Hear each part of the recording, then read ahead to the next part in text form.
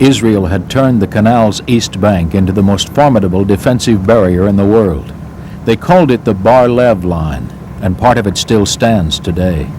The front of the line was a 70-foot-high wall of sand studded with heavily armed strongholds. Even if an Egyptian force managed to cross the canal through heavy gunfire, the IDF calculated that it would take them hours to blast holes through the sand wall, giving Israel ample time to send reinforcements to the front.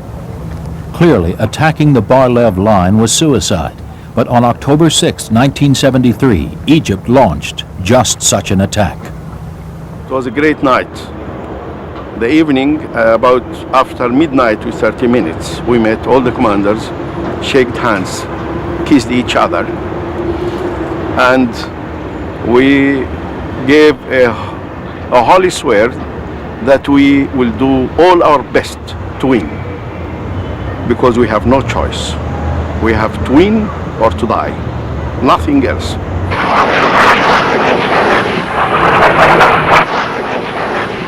The attack began at 1400 hours. Egypt pounded the entire length of the Barlev line with every weapon available. As Egyptian bombers blasted communications positions, 4,000 guns rained shells down on the Barlev strongholds in a 20-minute barrage. Israel's Air Force flew to the rescue, only to be met by surface-to-air missiles. At 1420, Egyptian troops carried 1,000 assault rafts to the banks of the Suez. Rangers had already slipped across and sabotaged the Barlev line's ultimate defense against attackers, a pipeline of oil that was to be poured into the canal and set aflame.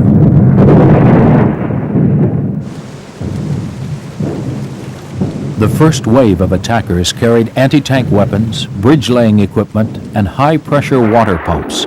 The water pumps were the ingenious solution to the problem of the 70-foot sand barrier. Israel thought it would take at least 12 hours to penetrate the barrier using explosives, but by simply using water to wear down the sand, Egypt broke through in less than 3.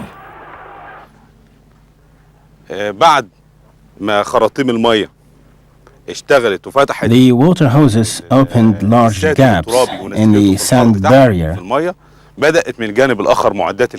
Then some of our forces unfolded bridges into the water and took them from the west side to the east side in order to connect them with the bridgehead that was just opened. Then bulldozers proceeded to flatten a road so the rest of our forces could cross from the bridges. Some soldiers used wooden ladders to climb over the huge sand barrier in the areas that did not get opened by the hoses. I was a major commanding a unit. I carried my weapons, which were a rifle and a pistol, as well as lots of ammunition and lots of supplies and water, plus anything else that would facilitate my mission. All of that would have weighed about 40 kilograms. The crossing was marked by very high morale. It was also marked by the cry, "God is great."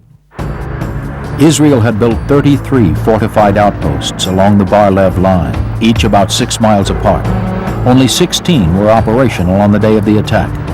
The 600 soldiers manning the fortresses were stunned by the sight of tens of thousands of Egyptian troops swarming toward them. The first stronghold fell less than an hour after the attack began, and the rest began to follow in a domino effect.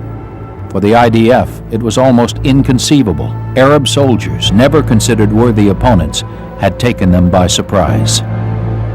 When you are ready for war and all the arrangements are finished, you will feel like students who finished all his studies and ready for the exam next day. It has been for us a great pleasure to share in that war, because we know exactly who are the Israeli troops and who are the Israeli commanders. We have been looking to them from the war of 67 in front of us till the day of the 6th of October. We know their capacity, we know what they can do, and we know what we can do, and that land was ours. Israel's second-line units, posted some 10 miles behind the Barlev line, went into action.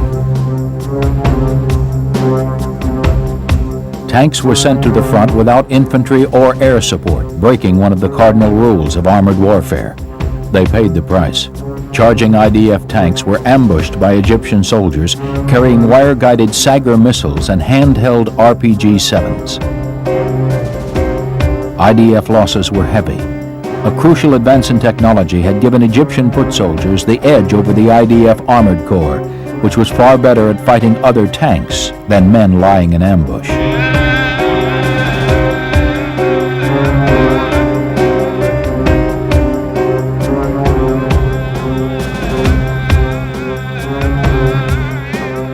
By the end of October 6th, Egypt had overrun the Barlev line.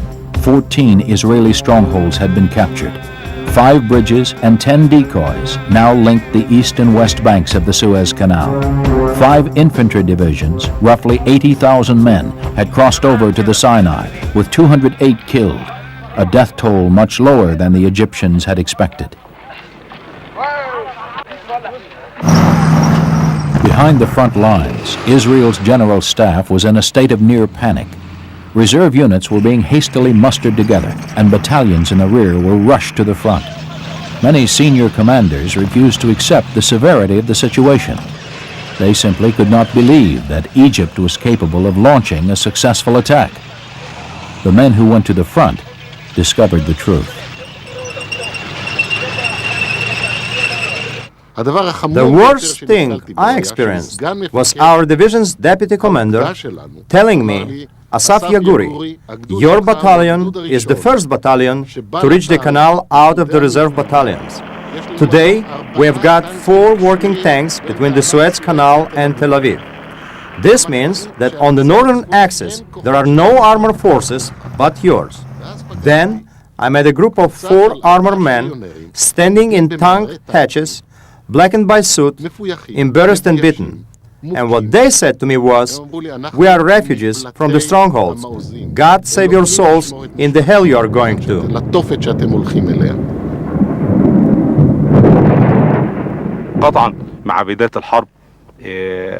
Of course, with the beginning of the war, there was total destruction in more than one location, and a lot of people were destroyed and died. But I kept saying that the noble cause is to liberate my land. This will make anything worth sacrificing.